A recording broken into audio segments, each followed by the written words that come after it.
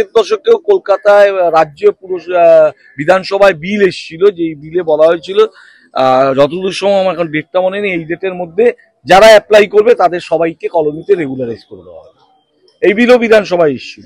আচ্ছা, আমি ধরলাম যে এই বিল্ডিংটা হলো, কিন্তু যখন একটা বাইরের সংস্থা এসে কাজ করছে, পুরসভার তো ইঞ্জিনিয়াররা বিভিন্ন জায়গায় এটাই আমাদের সবচেয়ে বড়। এই যে আমি কালকে থেকেই কাগজটা আমি জোগাড় করেছি, যে অদ্ভুত, আমি পুরসভার ইসেকেও বলেছি, আমাদের ডিজিকেও আমি বলেছি, নাগরা বিল্ডিং কনস্ট্রাকশন প্রাইভেট লিমিটেড বলে যমুনানগরের একটা কোম্পানি, যে এই কাজটা করছে এবং এই কাজটা যে করছে, এই কাজটা করার জন্য কোনো অনুমতি পুরসভার থেকে তারা নেয়নি, এবং যেই জগগুলি দিয়ে এটাকে তোলার চেষ্টা করা হয়েছে, আমি টেকনিক্যাল পার্সন নয়, কিন্তু আপাত দৃষ্টিতে মনে হচ্ছে একেবারেই ইনএফিশিয়েন্ট এবং কোনো টেকনিক্যাল এক্সপার্টাইজ ছাড়া এই কাজ হচ্ছে। কিন্তু আমি বলছি, এই কাজটা যখন হচ্ছে তখন কাউন্সিলর বলছেন যে তাকে বলেছিল এবং তাকে এটাও বলা হয়েছিল যে তারা পাশে চলে যাচ্ছেন, পাশে গিয়ে থাকছেন।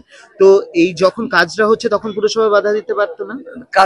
কাউকে জানাইনি, একটু ইস্যু হলো, কাউন্সিলরও জানে না, কাউকে জানায়নি। কারণ এই বাড়ির লোকগুলোকেও আমরা জিজ্ঞেস করেছিলাম যে এত বড় কাজ করলেন, কারণ এই যে এখানে আছে 8 জন মিলে সই করেছে, ইনক্লুডিং ডেভেলপার, যে এই কাজটা করছেন আপনারা, এত বড় একটা কাজ করছেন, কাউন্সিলরকে জানাননি, পৌরসভাকে জানাননি, কিভাবে কাজটা করছে এর কোনো জবাব এরাও দিতে পারছে না। এরা বলছে আমাদেরকে বারে বারে ইনসিস্ট করেছে ডেভেলপারের 2টো ফ্ল্যাট আছে এখানে।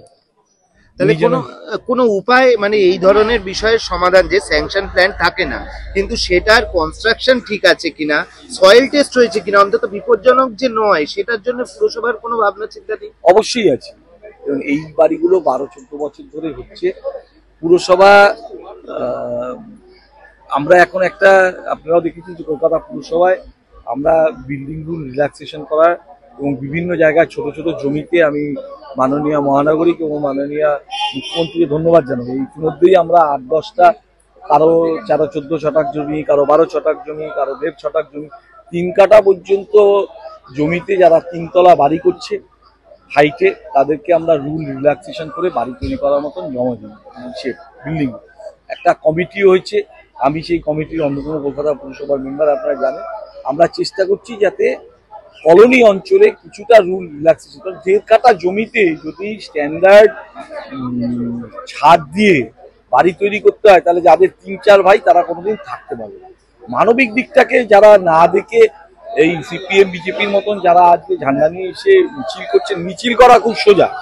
আমি ওদেরকে বলেছি, আমি সবাইকে আপনাদেরকেও বলবো, এটা এখন দেখাচ্ছেন মিতালিদির দিকে আঙুল তুলছে, আমাদের দিকে আঙুল তুলছে, অবশ্যই তোলা উচিত, কারণ জনপ্রতিনিধি হিসেবে আমাদের দায় দায়িত্ব আছে, আমি অস্বীকার করছি না।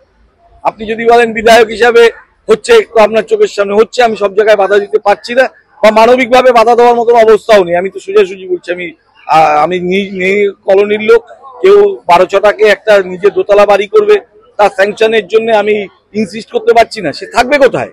4 ভাই 5 ভাই 6 ভাই, আমাদের মানবিক দিক দিয়ে তো ভাবতে হবে কিছু একটা। আমিরা তো প্রতিবাদ মিছিল করছে। শুনুন, আমি সেটাই বলছি, এখান থেকে 200 মিটার দূরে যান, কলতান বলে 101 নম্বর ওয়ার্ডে কমিউনিটি হল, অত বড় কমিউনিটি হল, জমি সরকারের না, কারো জমি না, পুরো বেআইনি নির্মাণ। উদ্বোধক হিসাবে নাম আছে বিকাশ ভট্টাচার্যের, পয়সা তুলে খাচ্ছে ওরা ওখান থেকে। আমরা তো দায়িত্ব নিয়ে বলছি, এখানে সিপিএম এর যে কটা পার্টি অফিস আছে সব কটা বেআইনি। আর সিপিএম এর দম থাকলে কলোনিতে দাঁড়িয়ে বলুক যে কলোনিতে কোনো মানুষকে আমরা বেআইনি করতে দেবো না, দম থাকলে বলুক সিপিএম। আমি তো রাজনীতি করছি, আমি বলছি যতক্ষণ না বিল্ডিং রুল রিল্যাক্সেশন করা যাবে, কলোনির মানুষগুলোকে আমরা সব ছেড়ে ওপার বাংলার থেকে এপার বাংলায় এসেছিলাম। মমতা দিয়ে আমাদেরকে দলিল দিয়ে সম্মান দিয়েছিল। মানুষকে আগে বাঁচতে দিতে হবে। 1 কাঠা জমি, 14 ছটাক জমি, 12 ছটাক জমি, আমাদের তো কেউ এই পরিস্থিতির জন্য আমরা দায়ী নই। আমরা স্বাধীনতার বলি, ওপার বাংলায় সবাই প্রতিষ্ঠিত ছিল, আমরা দেশ ছেড়ে আসতে বাধ্য হয়েছিলাম স্বাধীনতার জন্য। আজকে কলোনির মানুষকে, কলোনির গরিব মানুষকে অপমান করার অধিকার কারণেই সবাই, যে আমরা বারে